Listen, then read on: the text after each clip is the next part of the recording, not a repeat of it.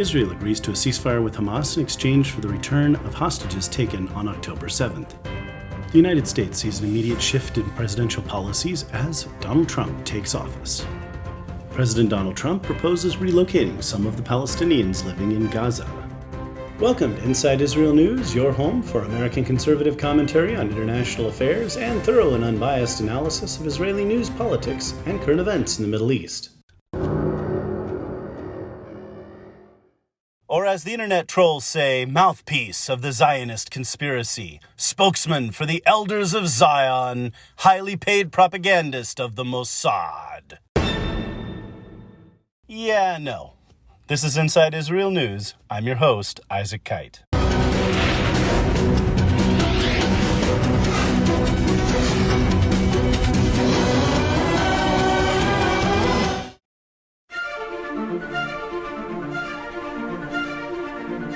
Welcome back, Insiders. It is I, your gregarious Vulcan, your mad genius, your prophet of things to come, and all that good stuff.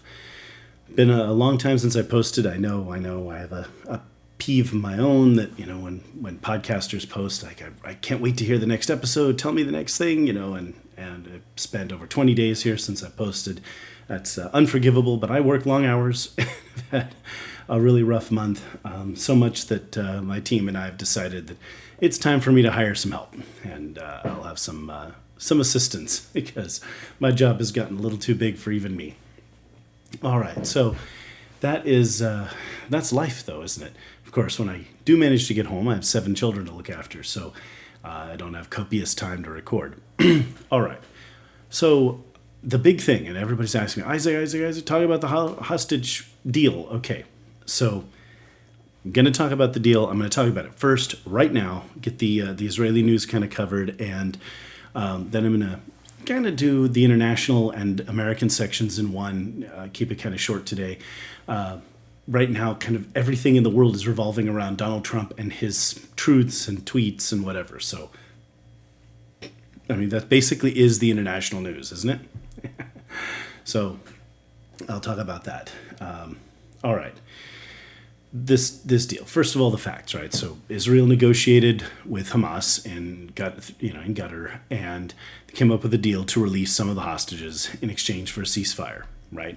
And as soon as the ceasefire was put together, Hamas was supposed to provide a list of people they were going to release, and they were supposed to release civilians first. And the first thing they did was the first 3 they put on the list were soldiers like Naam Halevi, who were in the Israeli army at the time. And that, Israel was not having that. First of all, they delayed. They usually break the deal. And that's how things go with the terrorists. Like every time you make a deal with them, they break it within a matter of minutes, usually firing rockets or that kind of thing.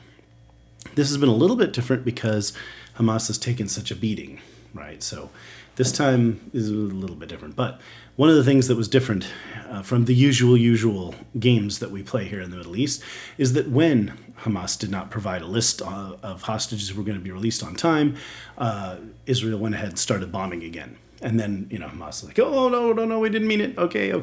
Well, we're going to publish the list. And then, of course, it was a list of soldiers, so it wasn't in keeping with the agreement.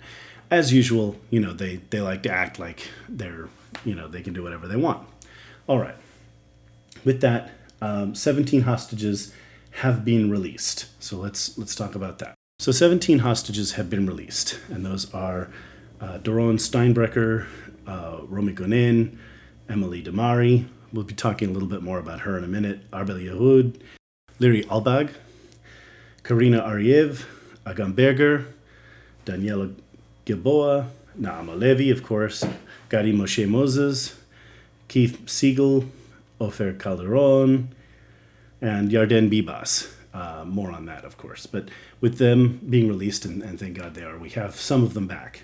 Obviously, watching on the video from October 7th of Naam Halevi being dragged through the street, blood on her pants from God knows what, was a horrible thing. But the terrorist who dragged her around the car is now dead, and Naam Halevi is home. So with these things, should we be negotiating? Should we just finish them off? These kinds of things. That's a very good question. There are a lot of dimensions to all of this, and I'm going to go through all of that here real quick because none of these things are quite that simple. So let's talk about the moral implications a little bit here. Obviously, this does involve negotiating with terrorists, with really horrible people, the kind of people who perpetrated the attacks on October 7th that led to these events anyway. There's a lot to it. I'm going to talk about more in the background, but just back to the moral question I pitched when this all began, and that is, we allowed this evil to coexist with us. We lived right next to these people and allowed this to happen. We let this organization, Hamas, terrorize Israel for years, and then they attacked like this. And as I've said in recent podcast episodes, just explaining, morally, yes, we definitely want our people back. But what good is it to get a Na'am Alevi back today if it means another Na'am Alevi or more will be taken hostage in the future, right? Well, obviously our security situation, Israel is going to be much more alert for the future. But the geopolitics of the world have changed as well. It's something I'm going to go into. I just want to say, people have been, really wanting my opinion. The first thing I have to say, my friends, and this is part of why this all happens.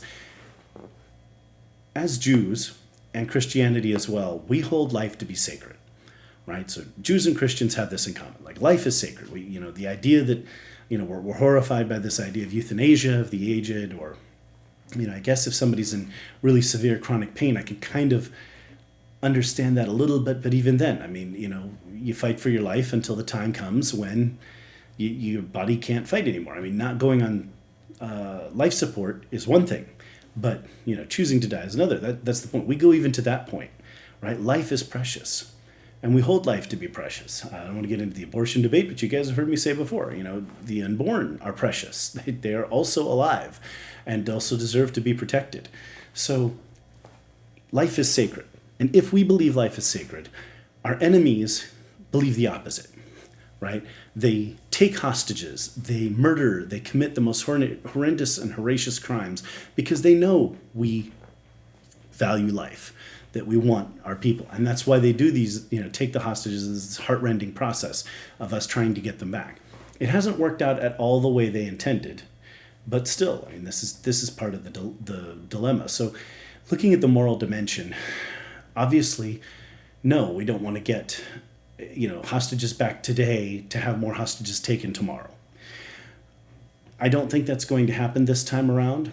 And so I'm going to start from that point of view, that life is sacred and we want our people back.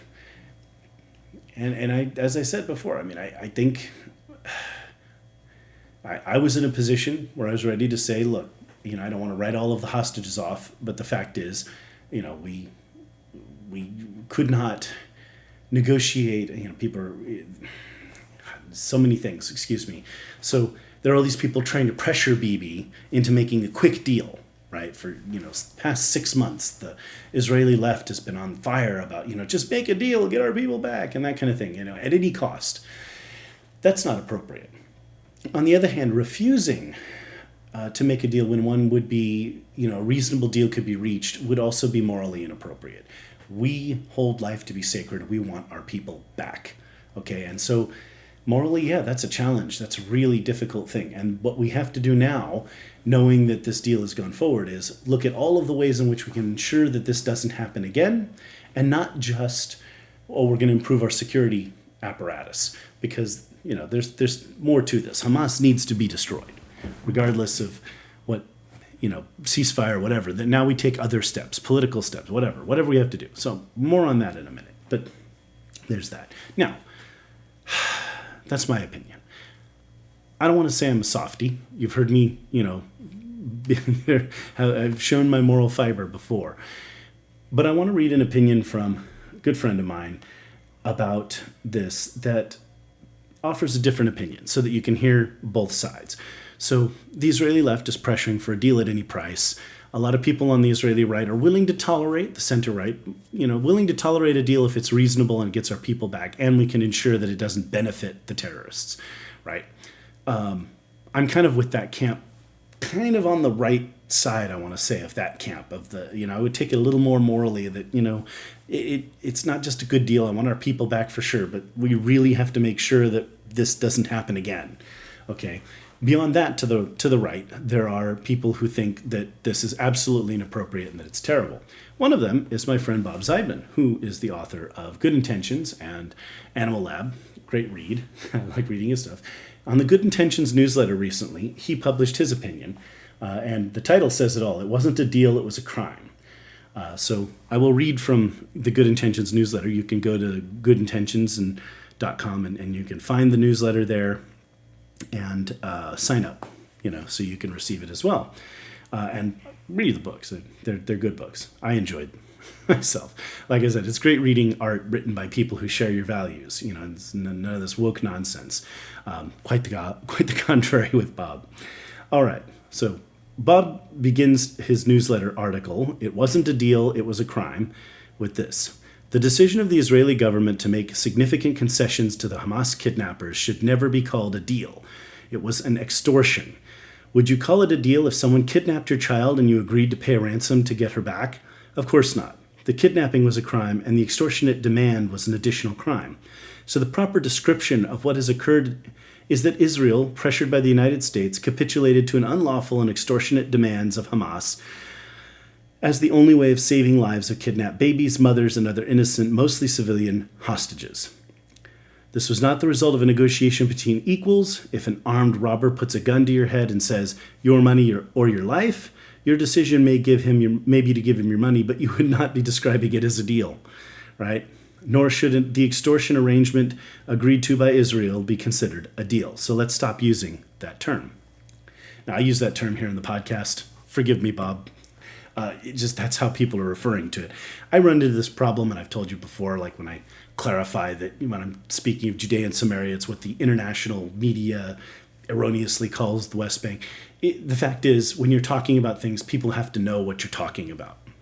Communication is both me communicating an idea and you receiving it. And so I have to make sure you are able to receive it. So I use the terminology that a lot of other people are using. I also often clarify and that kind of thing. And I think Bob is making a great point there, clarifying that this isn't a deal, right? They have our loved ones, members of our tribe, of our family, of our national community as Jews, and some American citizens as well. And they have them at gunpoint. Right? They can kill them if they have the power to do that if they want. And so you can't make a deal, right? It's not really a hostage deal. The ceasefire and the agreement were made in order to get our people back. And I just love Bob clarifying that. Beyond that, the Israeli far right is against this. Ben-Gvir has said he's going to resign from the government. Smotrich, who leads the religious Zionists, is talking about that. A lot of right-wing voters are upset with Bibi over it. We'll come to that in just a minute. So there's a lot of angst. And that's the point of hostage taking, is that it tears at your heart, that it divides people, that it causes difficulty for us because it is an emotional, they can manipulate your emotions. And that's why we have to think and be rational. Now, a couple of thoughts. Right? So first of all, the intelligence community supports it. Mossad, Shin Bet, all of Israel's intelligence community supports it. That's important because those are the people who are responsible for maintaining security. They're not always right. And I'm not going to say they're always right about things. But if they feel that the environment is secure enough that we can make concessions, to be honest, and accept the payment of the ransom, then I don't want to say they can't be wrong. They know what's going on. And speaking of the ransom, right, Israel's having to release hundreds, thousands of terrorists in exchange for these people. So who do we want back? We want Ariel and Kfir Bibas, right? Little boys who were taken hostage by Hamas. Like, who takes a baby hostage? God, people, wow. We want them back. What do they want back? They want criminals and terrorists, right? And then, releasing them, it's frustrating. Like, these people are going to go out and commit crimes again. I would like to note, though, that when a person is a prisoner, they have to be treated like a prisoner, right? They have to be fed and given health care and clothed and housed and fed and managed. Anyway, they have to have all the things, right? Once they're released and they're free, they're a target, right, for organizations like Mossad and Shin Bet. Right? They can be arrested again. They can be killed on the battlefield if they are, engaged in fighting. These people are targets now. A number of them are not going back to Gaza. Some of them are going to other places. And a couple of the people that were supposed to be released have refused to go. They've chosen to stay in Israeli captivity rather than go back to Hamas. That tells you a lot right there. When criminals, former terrorists, don't want to go back. Whew. All right. So that's the ransom. But Intel does support it. And so I just want to make that point that, the people charged with providing the security don't think that this is a bad idea. Okay. So that's an important thing. Now, like I said before, when the deal broke down at first, rather than just play along, Israel always does, they'll come up with a ceasefire with Hamas, as they've done in the past, and then rockets would be fired out of Gaza like 5 minutes after the ceasefire went into effect. And then they would claim victory. Oh, look, the Israelis are so weak. And Israel would just kind of sit back and, yeah, whatever, meh, right? Not this time. Bombs fell right away, right? The bombing was resumed, and all of a sudden, hey, we've got a list. They started playing along, right? Getting back into the deal. That's really important. We cannot let up, all right? Absolutely, Israel cannot let up. We have to keep the pressure on. Make sure that they know that we're not weak and that we're coming back. They're trying to claim victory. It's like, look at Gaza. The pictures of the whole place is rubble. That's not a victory. I'm sorry. Now,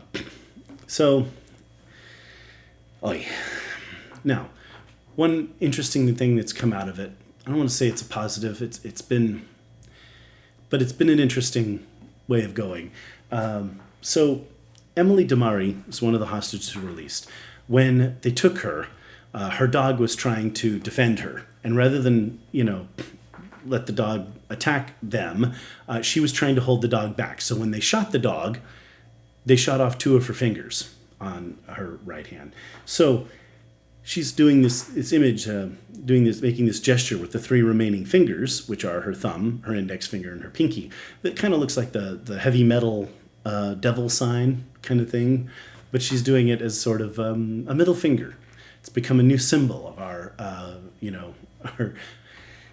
opposition to the terrorists. The new FU, I guess you could say, or up yours to the terrorists, is the Emily Damari hand gesture. But it's a horrible thing. I mean, she didn't even have proper medical attention. Several of the hostages were burned, tortured, beaten, raped. It's just what kind of people do this, right? What kind of culture raises young men who are willing to behave this way? Not a culture that deserves to exist, my friends. Certainly not. Now, let's talk about Trump. Bob alluded to in the section that I read from him, the U.S. was pressuring for this. Trump has said if Hamas doesn't release the hostages, then he's going to rain fire on them. And he and his team sort of pushed Israel to get to this agreement, right, to make these concessions. They didn't pressure very hard, but there certainly some pressure was exerted. Now, this is a really interesting thing. Trump is really focused on optics, and that's one of the things that differentiates him from a lot of the people, how things look and how things appear. If Israel is willing to make an agreement and get some of the hostages back, and then Hamas breaks the agreement, they violate it, then that shows they're the bad guys, right? It makes it very clear cut, right? Trump could go out there and say, hey, we made a deal, they wouldn't follow the deal, so we're back at war. So we'll let Israel do what they're going to do. But he does everything in just such a way that it creates the ideal optics for him. I'm going to talk about that, some of Trump's strategies. For all the stuff that they're saying he's some kind of bumbling idiot, actually his strategic thinking is really deep. I mean, either the guy has an incredible talent for just, piping off with the right things at the right time, or, he's actually a strategic genius. The guy's definitely no schlemiel. Okay. Right? So that's That's the thing. But he's looking at the optics. He's saying, hey, we put a deal together. There's a deal. It's done. And if Hamas doesn't follow it, then that's on them. Right? That's an important part of his thing. All right. Let me finish my thought on this. And the point I've been trying to make to a lot of my friends and a lot of people I've been chatting with over the past week, Hamas is a symptom, right? When you have a stuffy nose, right, you're feeling tired, you're sick, right?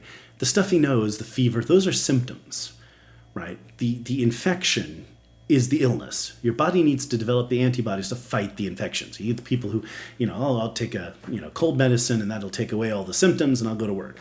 Well, that's fine. You go to work, but now you're tired and your body can't fight off the infection. Okay, don't treat the symptoms. Treat the disease, right? Go home, have grandma's chicken soup, sleep it off. Your body fights the infection. You get up the next day feeling much better, thank you, and then you can get on with life, okay? But that's the point. We all know where the disease is. Hamas is the symptom. The infection is in Tehran, okay? Iran is the problem here. They financed Hezbollah. They financed Hamas. They have armed the Houthis. They have taken they've gone to great effort to create these tentacles, octopus tentacles, these proxies that get closer to Israel, but keep Iran safely beyond reach, right? Except that Israel has reached out and touched Iran several times, right, in recent. So Iran's looking rather weak right now. If the Trump administration is going to put sanctions on Iran and bankrupt that government, if they're going to be really going to be tough on them and, knuckle down on the Houthis and cut off their weapons supplies, and if Israel and the Arabs can get into Iraq and start building up a resistance there, Iran has to fight on the front porch. And of course, the Iranian regime is increasingly weak at home, right? And that means, that they're in a very, very delicate position. In any case, that's what we really need to treat. So let's focus on not the symptoms, but the disease. Let's focus on Iran, on that. As for Hamas, what can be done about them? Knowing that the main thing here is to prevent Iran from being able to rearm and resupply them. So in exchange for playing along with this deal, slowly but surely, new diplomatic angles have opened up. And one of the big ones, let me start with Secretary of State Marco Rubio. I love saying that. I'm so happy to hear Marco Rubio is Sec State. He was a great presidential candidate, not so popular, but a guy who really has some good ideas.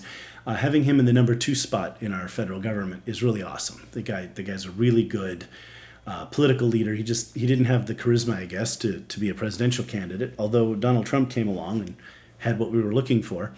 But he's a good guy. He's really sharp, so I'm glad to see him in office. Secretary of State Marco Rubio has gone out and has started opening talks with Jordan and Egypt and other Arab countries, talking, especially Egypt, talking about how Hamas cannot be allowed to return to power in Gaza.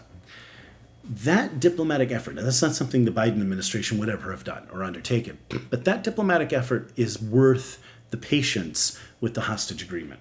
And Trump administration pressures on Israel to agree to it, right? Because now he's bringing diplomatic pressure to bear. Israel can't really govern this Arab population effectively, right? At the end of the day, there's too much hostility.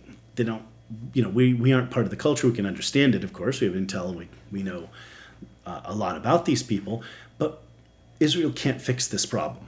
The other Arabs can. They understand the culture, they speak the language, and they're a lot tougher. And let me tell you, the Jordanians, the Egyptians, they do not play around, okay? They are very strict, they're very tough. If Egypt took control of Gaza and marched in there wouldn't be a Hamas left. Anyone associated with Hamas would be dead, right? And they know it.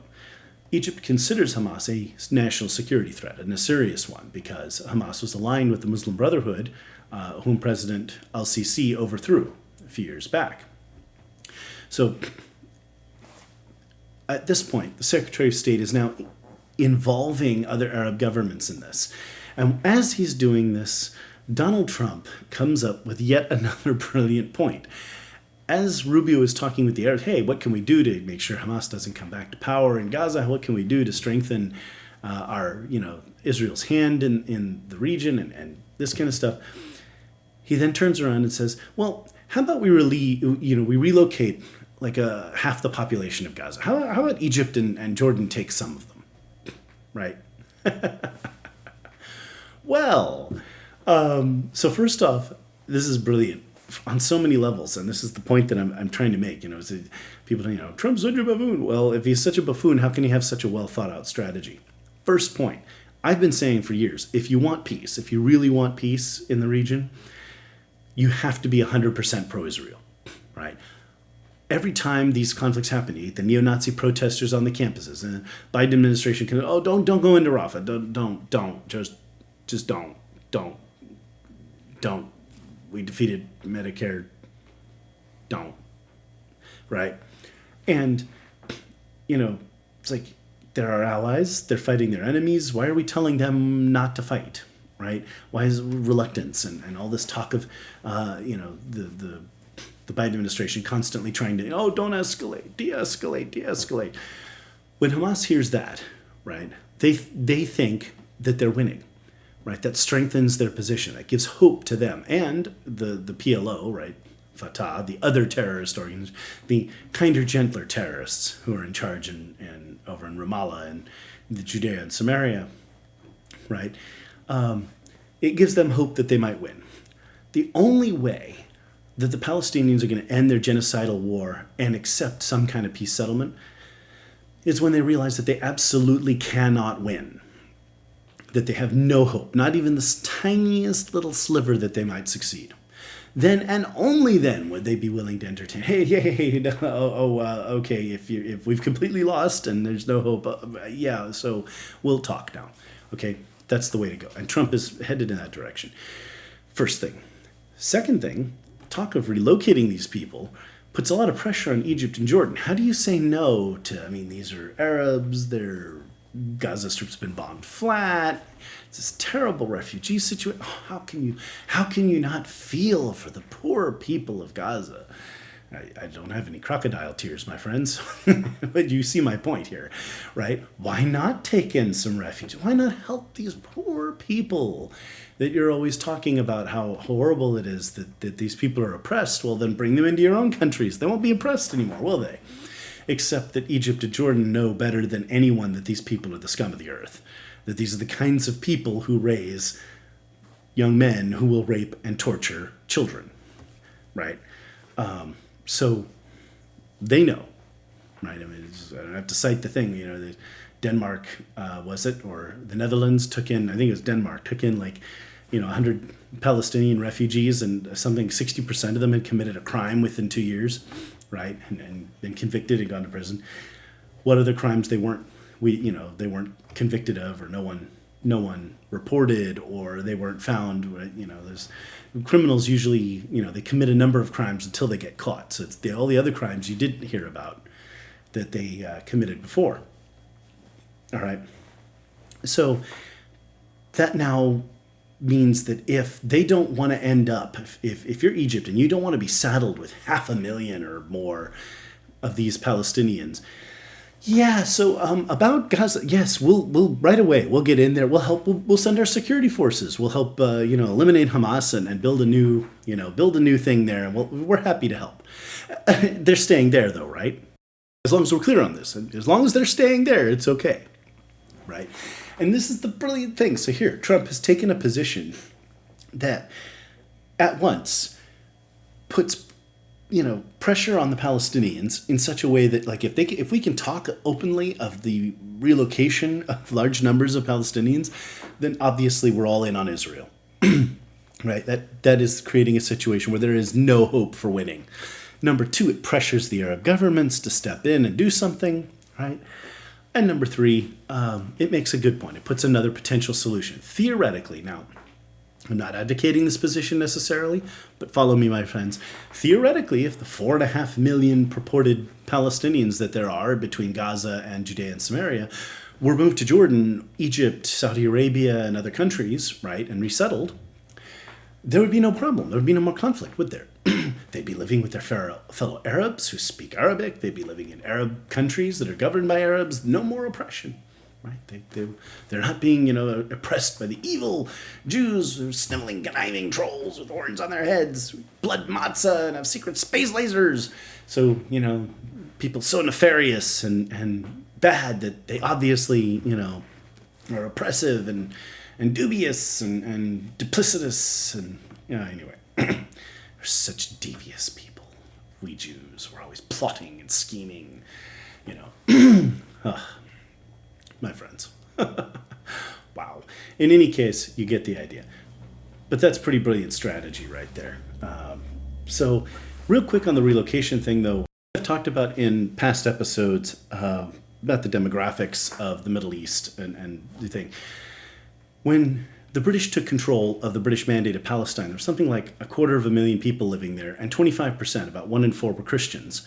And there was a small Jewish population, and that was what we now call Israel, or Israel plus Judea and Samaria and Gaza, right? Israel et al., the British Mandate of Palestine, right? And as Jews began to move there in greater numbers, so did Arabs, some looking for economic opportunity, and others looking to kill Jews, answering the call of the Mufti Haj Amin al-Husseini, who began this racial violence against the Jews, right? They anyway, go into that another time. The point is, a large number of these people were coming over to the British Mandate of Palestine from Saudi Arabia, Egypt, Syria. I've talked about this before. Arafat, that's an Egyptian name. Abbas, that's a Syrian name. These are people who had come from other countries. So when Israel won the war, that is, when the Arabs tried to kill all the Jews and the Jews defended themselves and didn't die in 1947, 1948, something 500,000 to 700,000, depending on whom you believe, Arabs went into exile. About 120,000 stayed in Israel and became citizens. Well, again, I just mentioned there were like 250,000 people living in the British Mandate of Palestine. Only about maybe 200,000 or so. I mean, for the most part, the native Arabs who actually lived there stayed, right? And almost all of those who went into exile or were determined to be refugees, they were from other countries. So why didn't they just go back to Saudi Arabia and go back to Egypt and go back to Syria and just go live in their home countries? And if there were a handful who were actually native to the land or what have you, Israel could have negotiated with those people, right? Some of them might actually have lived in some of these towns. Okay, fine. We could have talked about that. But no, the Arab governments kept them in refugee camps. They deliberately wanted to make sure they had a claim to the land, had to be able to fight Israel. Okay, so the point is, from that point of view, these are not native people. Arab culture comes from elsewhere. There's some DNA from Greek and previous groups of people that lived there. Okay, the Arabs came in, they interbred with the other people that were there. That doesn't make them native. Jews, on the other hand, are indigenous to Israel, to Judea, right? So Jews moving back to their homeland would be a lot like, the Cherokee, many of whom live in Oklahoma today, going and buying land in northern Georgia and going to live in the land of their ancestors. They're not going there to wipe out anybody or displace anyone or kill off anybody. They just want to go live in their homeland, right? That's what the Jews did. We did the same thing. And so if it had been done then, it would have been a lot easier. Now there's, supposedly 4.5 million people. Now, I say supposedly, we don't really have an accurate count. But let's say there's 4.5 million. First of all, that's the worst genocide in history. There were about 2 million Palestinians living in Judea and Samaria and Gaza in 1967 when Israel liberated those territories. And that population has more than doubled since then. Well, again, in terms of genocides, that, it's like, you're doing it wrong. Right, you know what I mean. The point of a genocide is the population goes down, not doubles. Like we're making some serious mistake here. So anyway, so there's that. Now, morally speaking, we can't just forcibly relocate people, right? But Gaza's been bombed flat. No one would want to live there, right? Rebuilding it like as another terrorist training camp, I don't. That's not a good thing. A Gaza ruled by Hamas is not a fun place to live either, right? Not a great place or a great idea either. So in terms of that, would some of these people be willing to be voluntarily relocated somewhere else? Would they be willing to go? Probably. So that presents a unique opportunity. And so that is, again, back to Trump's brilliant strategy and the way he set this up. So I'm going to go to the break. When I get back, more on Israeli politics, the current state of things, and then I will go into a little bit of American and international news. Visit the Inside Israel News store on Etsy to get your swag and support the show at the same time. You can get the Promised Land shirt or the Now You're Messing with the Son of a Mensch shirt or other interesting swag, phone cases, and such at the store. Go to Etsy, look up Inside Israel News, or you can go to the website, insideisrael.news, and click on the image of the store, of the items for sale. Get your swag and show your support for Israel today.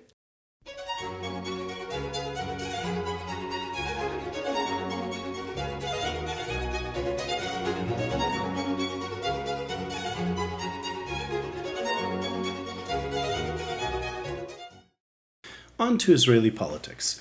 Now, as I've been talking about in the past segment, the Israeli left has been on about getting some kind of deal, getting the hostages back for a long time. And some people have been in the whole bring them back at any cost camp, right? And that's not what we're interested in, right? We want to make sure that there's a victory here, and we're not going to let Hamas win, right? So driving a hard bargain and making sure that that this deal is, I don't want to say fair, it's never going to be fair, but not so one-sided as it usually is. That's really important. And this time around, Hamas was willing to make concessions they've never made before. They really are weak. They really are in a bad way. And again, if we can keep Iran from sending more money over there, we can whack Iran economically, then we're not going to have much more trouble from them, especially if we can get other Arab governments going in. So, in any case, the left doesn't like Bibi anyway, and they likewise don't appreciate his policy on negotiating, not being willing to negotiate with these terrorists. And then eventually he did in the recent months with the assistance of the Trump administration, and that's where we are now. So what's that done? Obviously his popularity has not improved with the Israeli left at all, but he has now ticked off the Israeli right. Now, this is all very temporary, I just want to note, but there was a poll that was taken, 63% of Israelis want Bibi to resign. It was a kind of a misleading and certainly disingenuous poll, because the only reason that number is that high is because people on the far right are upset with Bibi for the moment for reaching this ceasefire agreement, right? This response to the crime, as Bob pointed out. Well, this is a frustrating reality of politics. No matter what you do, there are things where you're damned if you do and you're damned if you don't, right? If Bibi refused to negotiate, he would upset the Trump administration. That would be bad. If any of the hostages were to die after that, then he could take the blame for it politically, right? There's a lot of pressure on the left, to get the hostages back. And then at the same time, that he does, go ahead and make the agreement. Well, now people on the far right are upset with him, and the people on the left aren't any more sympathetic, right? That's one of those catch-22s in politics. You're damned if you do, and you're damned if you don't, right? Bibi Netanyahu has been in this position before, and he has thrived. He's been down and out before. So in spite of this poll, he still has a pretty good chance of winning the next election, especially if this all shakes out. With the situation where it is now, things are starting to calm down a little bit. And that's the other thing that I want to say is a net positive out of all of this.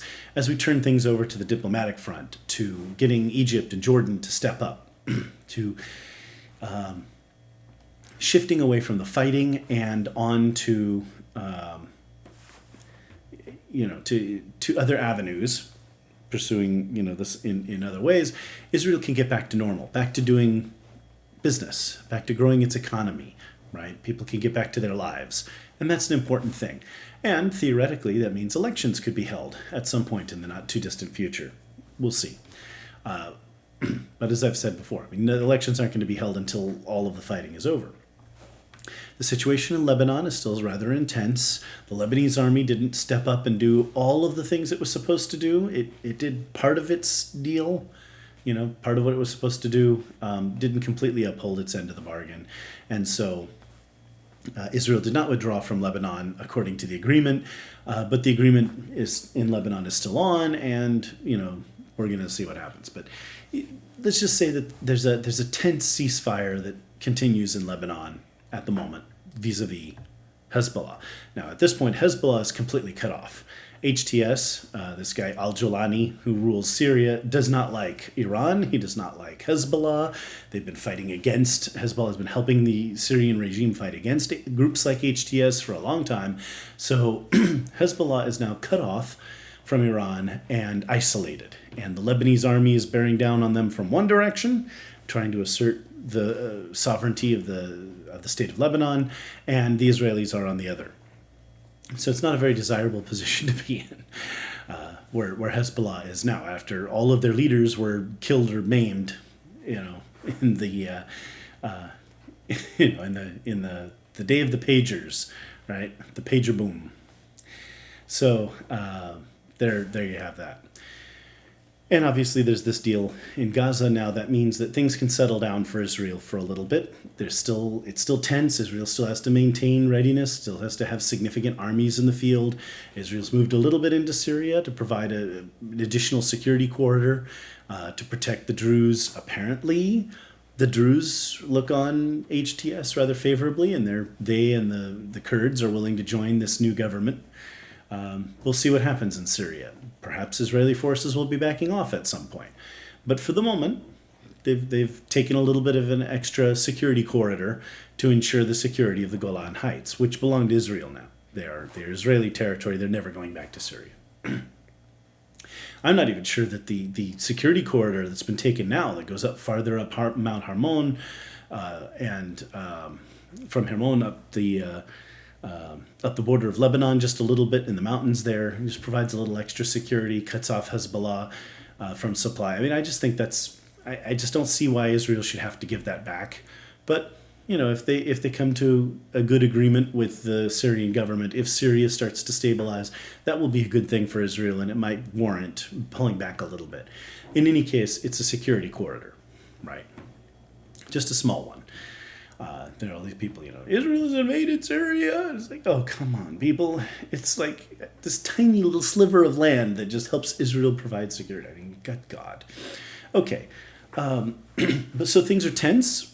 Let's just say that, the explosions are over, but the smoke hasn't quite cleared yet. The ground is still hot. There's still the stench of bodies. The battle has just ended. And it's going to take some time before we can really calm down and really let things get back to normal. But they could get back to normal. The best thing for Israel is to get its economy going again. Pharmaceutical research, high-tech, research and development on chips and that kind of thing. Chip manufacturing, Israel's going to be doing more of that. I mentioned in the last episode the new raw materials processing plant that's coming in. And that will allow, among other things, Israel will be able to develop and build its own munitions for aircraft and such, so that they don't have to rely on anyone else in the future, including the U.S., which can be an unreliable ally at times, as we saw with Biden in charge. Okay, so that would be a positive right there. And if the economy can get going and things settle down and a more secure situation ultimately prevails, that's going to look better for Bibi. Doesn't necessarily mean he gets reelected, doesn't necessarily mean he doesn't, right? But Israel has had a hell of a war, and it's been frustrating and infuriating, and there's been the hostages and the horrors and all of this, and yet Hamas is a shadow of its former self. Hezbollah is a shadow of its former self. Iran looks really weak, and they're on the back foot. And even at home, people in Iran are showing more and more dissent against the government. There are more videos of people flipping off posters of Al Khamenei, and there's all these there's women videoing themselves with their hair out and this kind of stuff. There are a lot of people who are frustrated with the regime, and they're slowly gaining steam a little bit, right? They're showing their protest. Well, they're only doing that because they think the regime is weak. So there we are. All right. With that, that's Middle East news for now, and that's the main goal of this show. So I'm going to move on a little bit into international and U.S. news, which I've expanded the show into because so many things have been happening, and people want to hear my opinions of this stuff. Fine, well, I'll hear it, share it. Obviously, Trump has taken the oath of office. It was a great inauguration. It was good to see. The speech he gave was very good. It was great seeing J.D. Vance there. Of course, he had to run that evening back to Ohio to the to see the Buckeyes playing. It was quite a game. It was a big win for the vice president, right? And of course, since they had previously Ohio State had previously beaten Texas, so now Ted Cruz is going to have to bring him beer and Texas barbecue, and while wearing an Ohio State jersey. It's really great with all of the stuff that's happened in politics and all this the intensity and oh my God, if they win, the world's coming to an end. No, if they win, the world's coming to an end. All this kind of stuff. It is nice to see some laughter, people joking around a little bit. Ted Cruz joking around a little bit on a news conference with Amy Klobuchar. Opposites of the political spectrum, but they can have a laugh together, right? J.D. Vance and Ted Cruz on the same side of the political spectrum, but they can have a laugh together. I mean, this doesn't have to be quite so intense. We can take a deep breath and relax a little bit. So Trump has signed a whole bunch of executive orders doing a lot of things, and it's going to be months and years before these things start to shake out. Just as a quick aside, I'm really grateful to see the end of the trans agenda. Oh my God. I mean, we see the polls, 49% of Americans think the trans agenda has gone too far. 77% say it's gone far enough. 79% of Americans don't want biological men in women's sports. We're just tired of hearing about it. And the more this trans story time nonsense, like it's sexual abuse of children, to introduce young children to all of this nonsense, and it is grooming them for future sexual abuse. I am a victim myself of childhood sexual abuse, and I am 100% against it. I am glad to see the president standing up. I'm tired of this nonsense. Federal government is shutting down all its DEI. The military, their pictures at bases where they're painting over all the DEI nonsense. It's time that we get back to work as a country, get away from all the insanity, okay? Just because there are a handful, a very small number of mentally ill people in the country who suffer from gender dysphoria, or who have been encouraged to suffer from gender dysphoria. I mean, now, if you're one of the geeky kids, or you're not one of the cool kids in any event, one of the ways to become more popular is to decide that you're trans, right? And mutilate your body so that you can be more popular with the other kids. So this is the deliberate targeting of mentally ill and sexually abused children is especially just dastardly. Anyway, I'm glad to see it turning the corner. Let's get back to some mental sanity here. Can we get back to, please? Can we call a spade and sanity? Anyway. Really glad to see that. Among the executive orders Trump has signed are sanctions against the International Criminal Court, which has surrendered all of its credibility in charging Bibi Netanyahu and several Israeli generals with war crimes in Gaza. And it's like this is the army that has gone out of its way to avoid civilian casualties. It has the best record in urban combat of any nation ever in history in terms of urban casualties, right? And they want to charge them with war crimes. After, Israel was attacked by Hamas. And this is the opposite of the crimes that they have charged Vladimir Putin with. That's a guy who invaded a country, right? He attacked someone and committed terrible crimes there.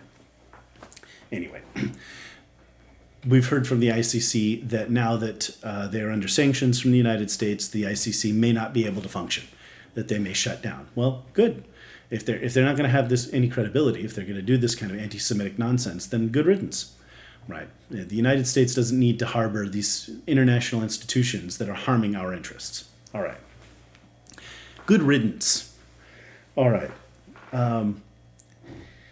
There was this fear among Europeans that when Donald Trump came to office, he was going to cut off all aid to Ukraine. Well, he has ultimately stopped all foreign aid, and among those, eventually, aid to Ukraine while they reassess what they're doing. But it's a reassessment. Trump has pitched a ceasefire and negotiations with Putin, and Putin has refused. Now, this is a funny thing because Victoria Coates said on the Telegraph podcast, the British newspaper, they have a podcast called Ukraine the Latest. Great podcast, highly recommend it. And they interviewed her, and she explained how, she had worked in the Trump administration. It was Trump who armed Ukraine in the first place, right? All those air defenses they had that shot down the Russian planes. I mean, who gave those to Ukraine, right? Well, Donald Trump did. And I kind of, as I talked about this over the last year, I've mentioned, even if you try to create negotiations, Vladimir Putin is all in. Like, he can't negotiate. He doesn't want a fifth of Ukraine. He doesn't want security guarantees that Ukraine can't join NATO. Those are all excuses that NATO, joining the EU is actually what they're really concerned about, because they don't want Ukraine economically integrated with Europe. They want Ukraine. Like, they think Ukraine belongs to Russia, right? And that they have a right to conquer it and do with it as they please. They can oppress those people if they want to, like Lukashenko does just north of them in Belarus, which has been sort of economically reintegrated and politically reintegrated with Russia. So Putin's all in on this. Like, he can't stop. He has to keep going. And now Trump is talking about heavier sanctions on Russia, right? If Russia's not going to cooperate with his ideas, then Trump is going to bring the consequences. It's FAFO time, right? So that's interesting. And it's a funny thing because Victoria Coates and I and others tried to tell everyone that in spite of the rhetoric that was going around, that Trump was not going to abandon Ukraine. That would make America look weak, and that would be a bad thing. It looks like he may very well be going in the direction of giving Ukraine what it needs to win. The biggest problem we have here is that if there's a ceasefire, people in Europe and everyone, the war's over, we can start buying gas from Russia again, and everything's cool, and the coalition, let's just say, will fall apart, and then Russia will attack in 2 years' time, and Ukraine won't be ready to defend itself, right? Or perhaps they have a presidential election, someone else comes to office, right? This kind of thing. If Ukraine had a different president, they would certainly respond differently to another attack. There's only one way to ensure that there is lasting peace, and that is for Russia to go down to total defeat, right? They must be defeated in Ukraine. If that means the Russian economy collapses, so be it. At this point, Ukraine has destroyed a large bingo card of Russian refineries, and they're causing immeasurable damage to Russia's oil industry. If the U.S. could really tighten sanctions, Russia's economy is on the brink. I mean, it's like something 40%, 47%, something like some huge and outrageous number, percentage of the Russian economy is now dedicated to the war effort. It's unsustainable. They've got all this cash that they can't invest in anything. They can't trade for currency because, hard currencies, because they can't, trade with other countries, sanctions, right? So Russia's in a terrible way. You know who else is in a bad way? China. China's economy is very frail, and Trump just slapped 10% tariffs on Chinese goods, which means that, first of all, things manufactured in America are going to be more competitive, and in things manufactured in other countries like U.S. allies like Vietnam, Malaysia, the Philippines, those products are going to be much more competitive. The point is, there's no downside to that either. The tariffs on China mean that we're going to invest in industrial growth here, and it weakens the Chinese economy. The Chinese economy is on the verge of collapse. As Peter Zion is always talking about, their whole financial system is built on all of these real estate properties, these high-rise buildings they've built and housing that they've built all over the country, where they have the ability to house a population the size of China all over again. I mean, so anyway, depending on whom you ask, but their excess housing has, where that is houses they've built that no one's living in. They could house a country the size of France easily. And some are saying that they could have that they actually have more of these buildings than everyone thinks, and that these houses could house another China. That they could have double the population. Those buildings have no value, intrinsic value, right? Nobody lives in them. They earn no money, right? But yet they back all of the loans. They back the entire Chinese economy. So China's economy is very frail. So those tariffs are important, right? And Trump is expediting the process of rebuilding our industry here.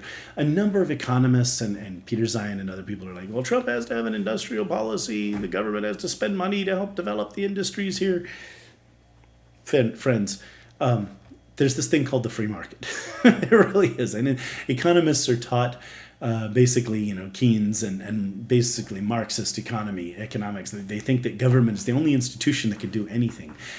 If we want manufactured goods, and if they are too expensive coming from China, and if they are not able to be made in Malaysia or Mexico or other places, guess what? We will build plants here in the U.S. Like banks will lend the money, investors will put in money, and companies will expand manufacturing operations or set up new manufacturing. It's a great thing. Where there is a demand, there will be a supply. Right? So if we don't have enough kids' toys, a funny thing will happen. We will make more kids' toys. We don't need the government to come in. We have a shortage of toys. Better put some money toward that. Do you want inflation? Because that's how you get inflation. Okay? So I just think that's kind of funny. So Trump's just doing this. Look, we slap these tariffs on China, then their goods cost more money. What do people do buy Chinese goods? We get more revenue for the federal government when we buy other goods than we are either buying American-made products, or we are buying products from countries, that are not threatening to invade our allies, right? So there you go. And America will be certainly exporting more LNG to Europe and things like that. I mean, the economy here is just going to take off. Right now, the only reason it hasn't exploded yet is that the Biden administration did so much damage that it's probably going to take 6 months for just for the damage to clear out, even as Trump's doing these things. But I mean, it's only February, my friends. He's only been in office a short time. And while he did a lot of things before he took office, economic policy, the regulations, all of that stuff, we're only starting to see the beginnings of movement on that. All right. There's still talk of Greenland, negotiations still ongoing. Do we buy it from Denmark? Do we, the last time we bought land from Denmark, it was the U.S. Virgin Islands. During the First World War, there was a concern. Now, of course, these Virgin Islands are just east of Puerto Rico, right? And so there was a fear the Germans might seize them and use them to supply Unterseeboot, right, to supply submarines. So in 1916, the U.S. opened negotiations and bought them for $25 million from Denmark. And Denmark held a national referendum on it. They were neutral in the war, so they weren't fighting at the time. And ultimately, in January 1917, they agreed to it. The U.S. took possession of them on March 31st of 1917, just not even a month before we declared war, weeks before we declared war on Germany. So that was the first time we bought something from Denmark, and the Virgin Islands are a territory of the United States to this day. Greenland could be as well. Or we could negotiate with Greenland to become like an independent country under U.S. protection. The minerals they have up there, those that we can get at, and those we may be able to get at in the future are very valuable. Offshore oil drilling, all kinds of things, right? Greenland is going to grow so quickly economically if it becomes part of the U.S. or a U.S. protectorate. It's not even funny. And of course, we're gonna invest to develop it. So I think the Greenlanders will see that it is a good deal. Panama. All right, Panama. So Trump's been talking about the Panama Canal, and there are all these people, Trump's threatening to invade Panama. Trump says these things like, we'll use military force if we need to. We're not going to have to. We're going to need to attack these people. That's ridiculous. You have to listen to, like, he's just saying that we really want it bad enough that we're willing to do all the things we need to do to get it. Well, Marco Rubio went to Panama, met with the president, and all of a sudden, Panama's leaving the Belt and Road Initiative. That's China's big transportation alliance, if you want to call it that. They are going to reduce Chinese influence on the canal, and they've agreed to a number of other concessions. So all of a sudden, Trump's in office a couple of weeks. Marco Rubio makes one trip, Secretary of State, wonderful thing, Secretary of State Marco Rubio makes one trip to Panama, and all of a sudden the Panama Canal is coming back into the U.S. sphere of influence. China out, right? We don't want our enemies getting into Greenland. We don't want our enemies getting into Panama. All right. Then there's the tariff situation. Okay, so Trump slapped 25% tariffs on Canada and Mexico. And as I'm recording this in the morning, he'll be holding negotiations with those countries. In the meantime, this is one of those things where the beauty of the global economy, immediate response. The peso has collapsed. The Canadian dollar has collapsed. The talk of these tariffs, even though the Canadians are, we'll retaliate, we'll prevent, we're going to put tariffs on American products.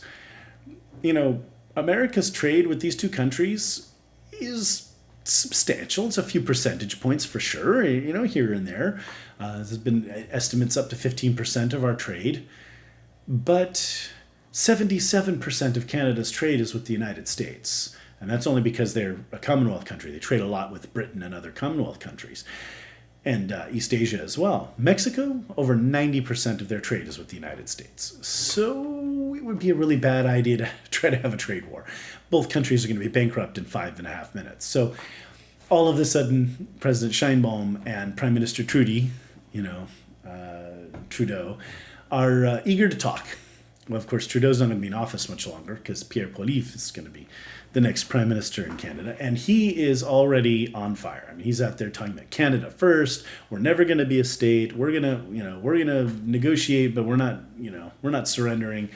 Pierre Poilievre has shown that he's a guy who has a couple stones.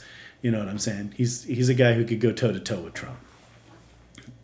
But again, this is a negotiating tactic. Trump is creating leverage that he can then use and say, hey, Mexico, we'll take the 25% tariff if you'll fight the cartels, and let us fight the cartels. Because the cartels with the fentanyl and all this kind of stuff, it may require a more significant response, like actually bombing the drug labs and processing facilities, right?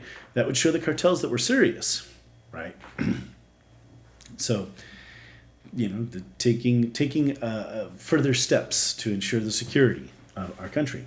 So, with Canada, I'm not sure exactly what he's playing at, but maybe better trade. Maybe pushing Canada to lower their taxes. There are lots of things he could demand. Basically, what Canada needs is for Pierre Poilievre to have to be the prime minister, and then the Canadian economy will grow, and Canada and the U.S. will be better trading partners. I, for one, think that we should make a bigger deal with Mexico. Probably won't happen right away, but I've been talking about this for some time. Mexico needs infrastructure to access the majority of Mexico's population that lives in central mountainous part of Mexico. Railroads, roads, we need to get in there so we can get at the population so that we can build factories and bring in raw materials and bring out manufactured goods. And then Mexico can be the next South Korea. Mexico is on the verge of a major economic boom if we can just access their workers, right? But we'll see. First, security. We need to secure the border. We need to fight the cartels.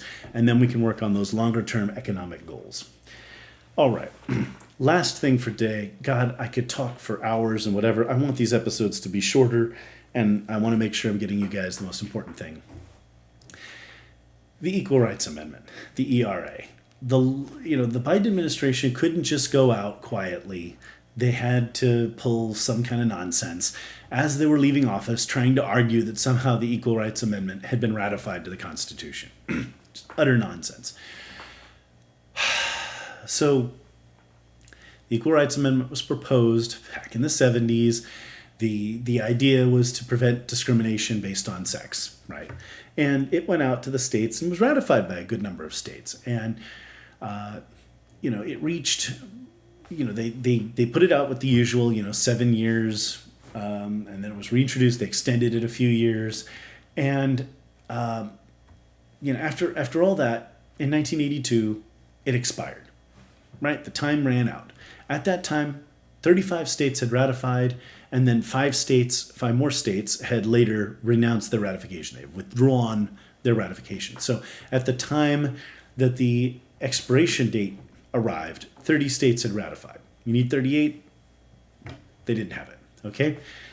For some reason, back in the teens, as we came to the end of the Obama administration, the ERA came back up, and Nevada, Illinois, and Virginia ratified. So 3 more states ratified an amendment that's expired. So they took it to court.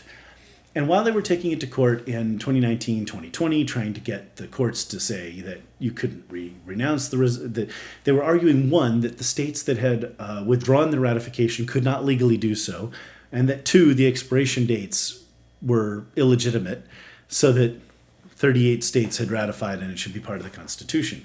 The courts, of course, completely blew this off. No way. And in 2021, North Dakota withdrew its ratification as well. So now 6 states have withdrawn their ratifications, and a total of 32 states, therefore, have ratified.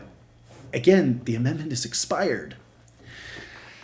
I just thought I'd bring you guys up to snuff on that, because it's one of these things that, people don't understand the amendment process, and, this stuff, the Biden administration posting this nonsense on social media led to a lot of confusion.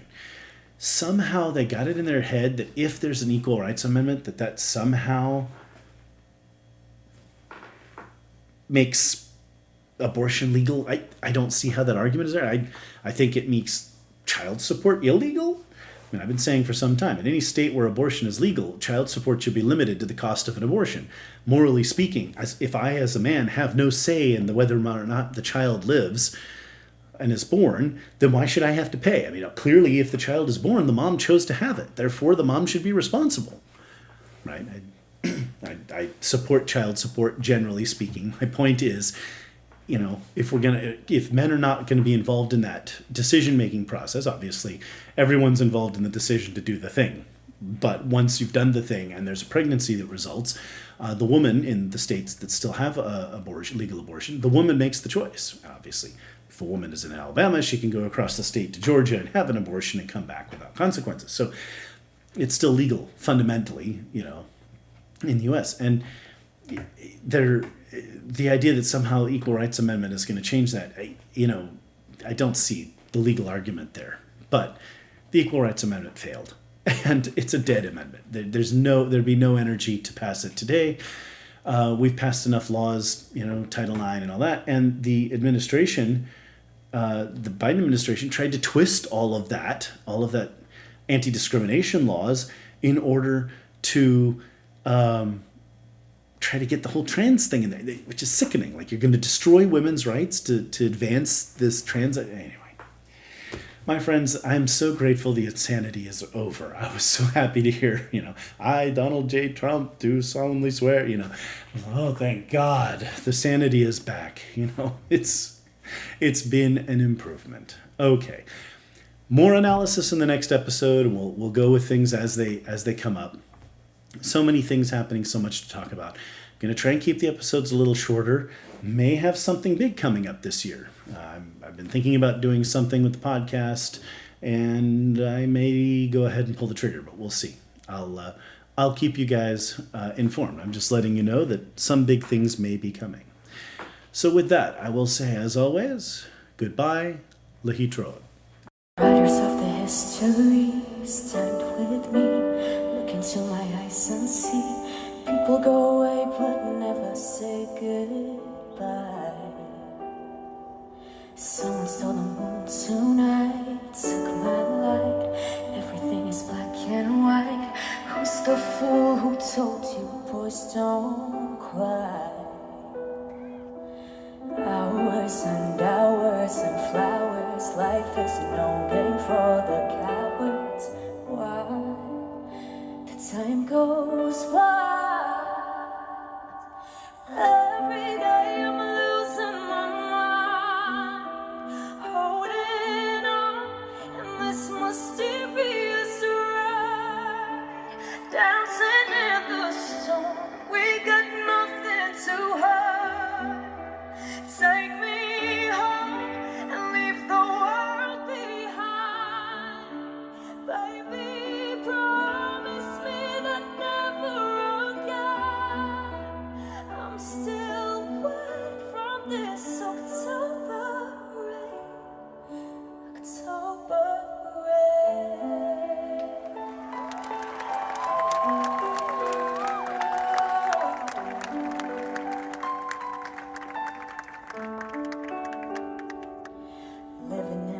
fantasy, ecstasy, everything is meant to be.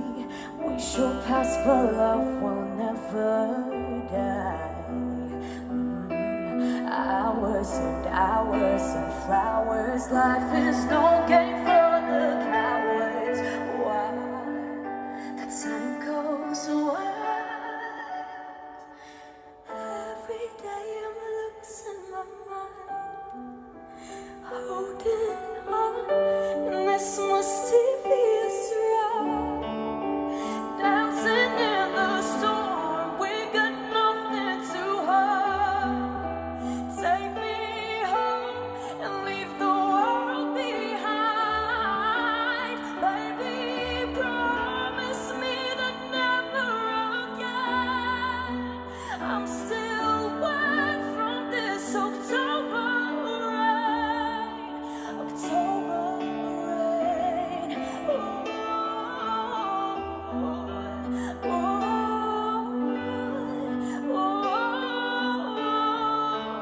October rain.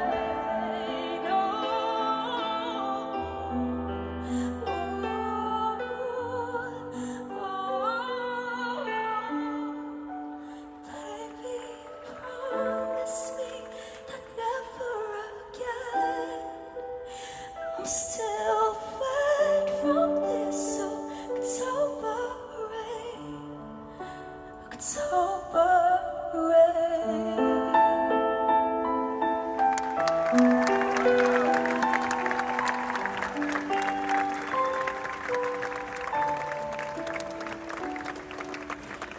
שאין שום, אין מקום, אין אותי מיום ליום, כולם ילדים טובים אחד אחד.